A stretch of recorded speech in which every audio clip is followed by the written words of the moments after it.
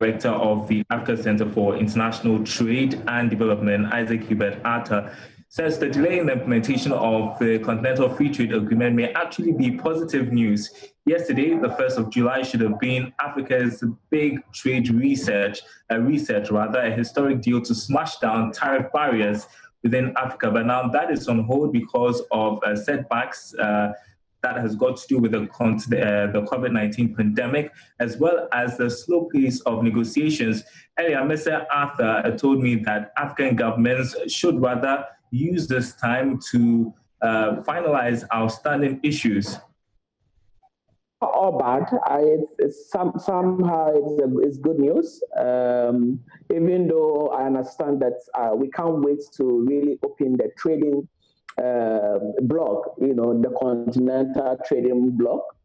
But however, you must understand that the question is, 1st July, if we had started this, a few days back, which is about 3 days ago, on 1st July 2020, will African countries be ready, to trade? That's the major question. A lot of the countries are still trying to put in place the necessary infrastructures, build the local capacity and all of that.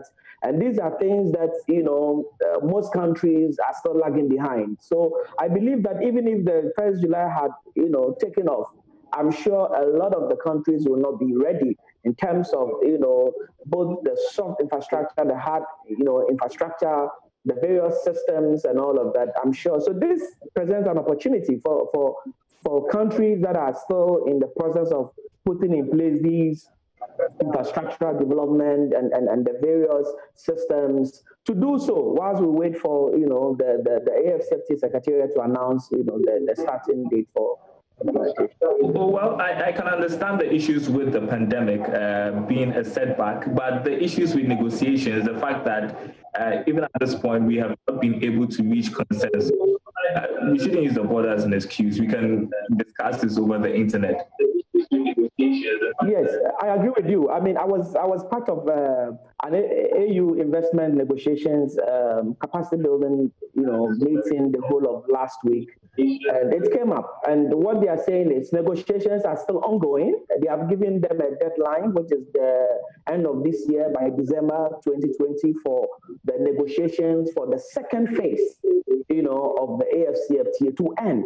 So negotiations have not been blocked. Negotiations are still ongoing.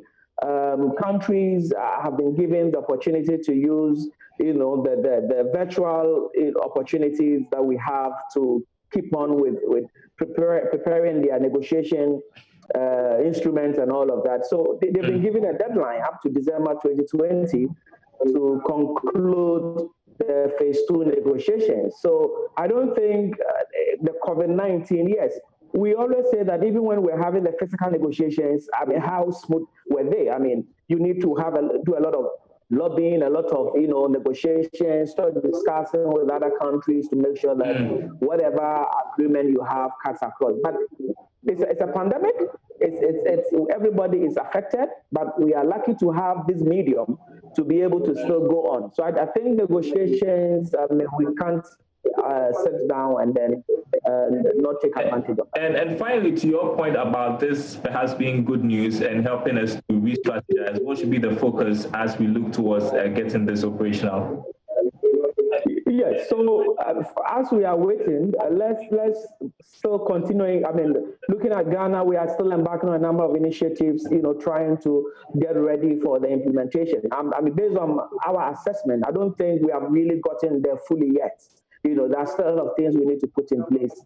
So let's continue to focus on some of the measures. I mean, building local capacity is key. Otherwise, once the trading date takes off, I'm telling you, a lot of our SMEs and small, most of our fragile industries are going to be wiped out by most of these giant economies. So it's an opportunity to put in place policies that are going to help drive the capacity of our SMEs to be able to face these competitions. This is the opportunity. You don't need COVID-19 to go before you focus on that. So I think we can be looking at that and then also develop our infrastructures as we've started. some perspective there from the Executive Director of the Africa Center for International Trade and Development. We have some good news. I'll tell you about that in a bit. First, though,